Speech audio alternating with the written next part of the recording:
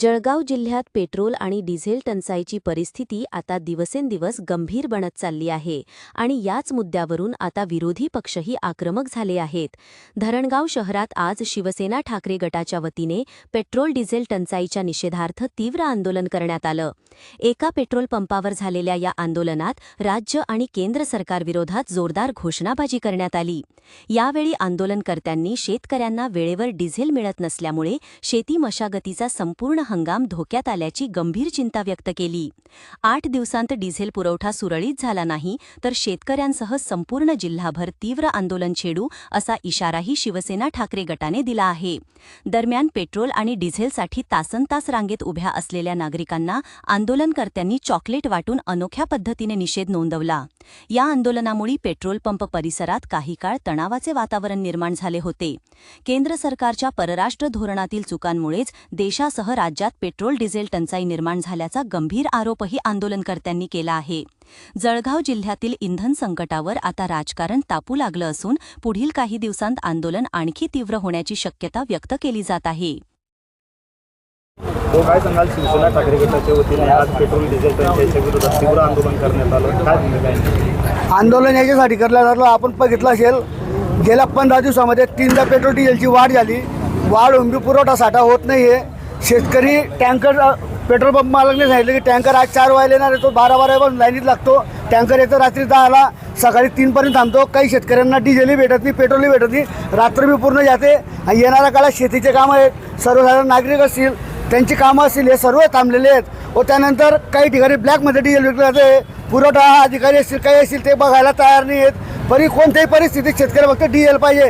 काही शेतकरी अक्षरशः पेट्रोल पंपावर रडून रडून डिझेल मागताय, असं आपण आपल्या माध्यमातून बघतोय। आणि आपले माननीय मुख्यमंत्री म्हणतात की आपला पुरवठा साठा डिझेल साठा पेट्रोल साठा परिपूर्ण आहे, तरी कोणी घाबरू नका। आणि दुसऱ्या दिवशी पुरवठा मंत्री स्टेटमेंट देतात 15 दिवसामध्ये राज्याचा साठा संपणार आहे। हे कोणतं आहे म्हणजे त्यांना माहिती की कोणाजवळ पुरवठा पूर्ण आहे कोणाजवळ नाही आहे।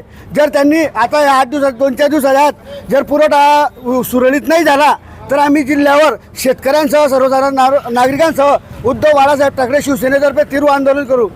आज काय केलं तुम्ही? मेलोडी चॉकलेट देण्याचा प्रयत्न केला, कारण आपले पंतप्रधान विदेशात फिरताय, तिथं चॉकलेट वाटत फिरताय, देशात काही घेणं नाही। मागच्या वेळेस आपण भारतामध्ये 4-5 राज्यांच्या निवडणुका झाला, त्यांना शेतकऱ्यांना बोलायला वेळ नाही, तरुणांना बोलायला वेळ नाही, त्यांना फक्त निवडणुकांसाठी वेळ आहे। त्यांनी एक पत्रकार परिषद घेतली 72 दिवसामध्ये, हजारो किलोचा दौरा फक्त राजकारणासाठी केला। हा पक्ष फक्त त्यांचे पक्ष वाढवण्यासाठी काम करत आहे, देशासाठी काही नाही। देशांच्या नागरिक हवालदिल झाला आहे, तो रस्त्यावर मेला तरी यांना कोणतीही गरज नाही भाजपला, असं मला वाटतं।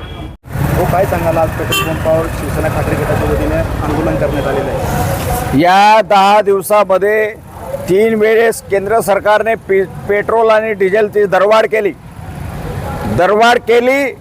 आणि तुटवडा इतका आहे की लोकांना डिझेल मिळत नाही। आता शेतीचे मशागतीचे कामं सुरू झाली, शेतकरी रात्र पेट्रोल पंपावर झोपा काढून पेट्रोलसाठी लाईनमध्ये उभा आहे, उन्हातानामध्ये उभा आहे, तरी सुद्धा या सरकारचा एकही मंत्री पंतप्रधान या पेट्रोल आणि डिझेल दरवाढीवर बोलायला तयार नाही। ही जी टंचाई झाली आहे टंचाईवर बोलायला तयार नाही।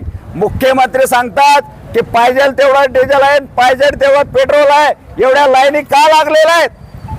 हा माझा सवाल आहे। तुमचं काय असो, असं काय अमेरिकेच्या डोनाल्ड ट्रम्प जवळ असं काय आहे की त्याच्यापुढे तुम्ही नमता घेतात, त्याच्या दबाव तुम्ही ऐकतात? असं काय आहे त्या फाईलमध्ये? फाईलला काय तुम्ही घाबरतात? अरे जे स्वस्तात तेल मिळणार होतं ते स्वस्तात न घेता जास्त किमतीचे तेल तुम्ही घेतायत, का घेतायत? तर याचं लोकांना समजलं पाहिजे। आणि तुमचं काही काळाघोर असेल त्याच्या भूदंड शेतकऱ्याला का भोगावा लागतोय याचं उत्तर पंतप्रधानांकडून पाहिजे।